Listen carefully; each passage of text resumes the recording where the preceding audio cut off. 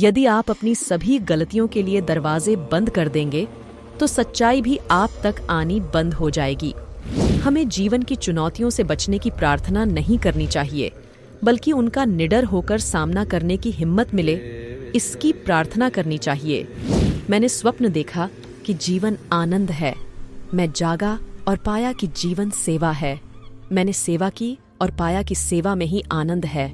यदि आप इसलिए रोते हैं कि सूर्य आपके जीवन से बाहर चला गया है, तो आपके आंसू आसमान के सितारों को देखने से रोक देंगे।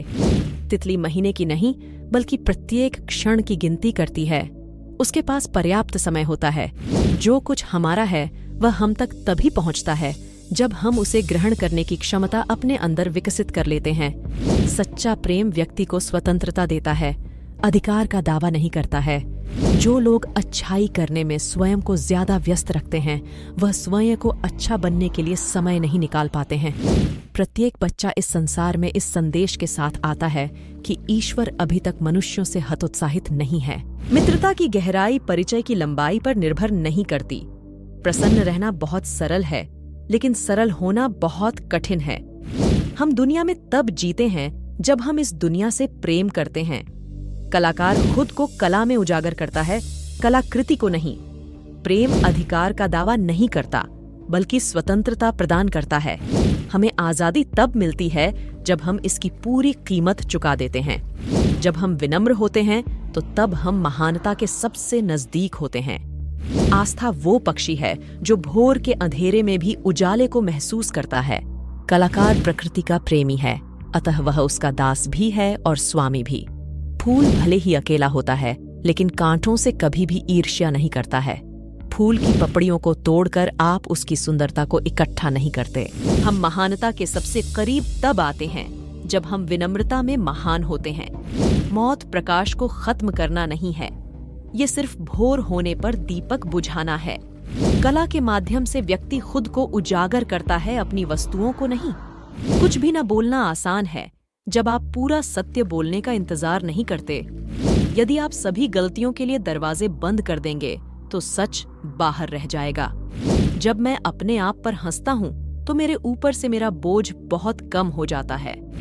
अगर आप खड़े होकर सिर्फ पानी को देखोगे तो आप समुद्र पार नहीं कर सकते। जो मन की पीड़ा को स्पष्ट रूप में कह नहीं सकता, उसी को क्रोध अधिक आता है।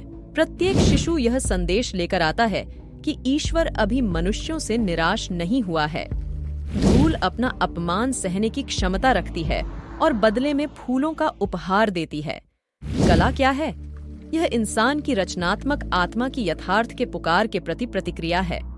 जो कुछ भी हमारा है वो हम तक आता है यदि हम उसे ग्रहण करने की योग्यता रखते हैं।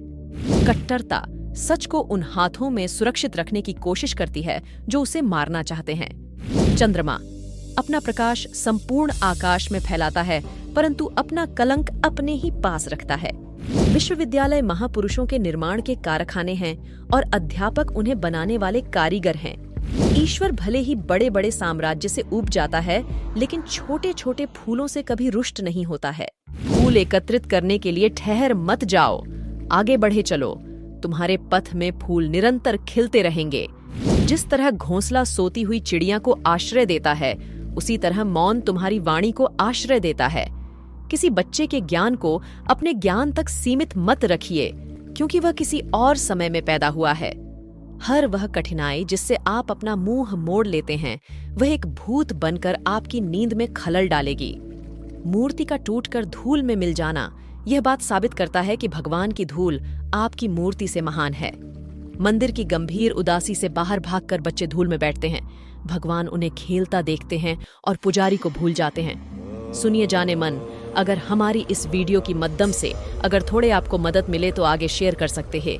थैंक यू फॉर वॉचिंग तन्हा परदेशी।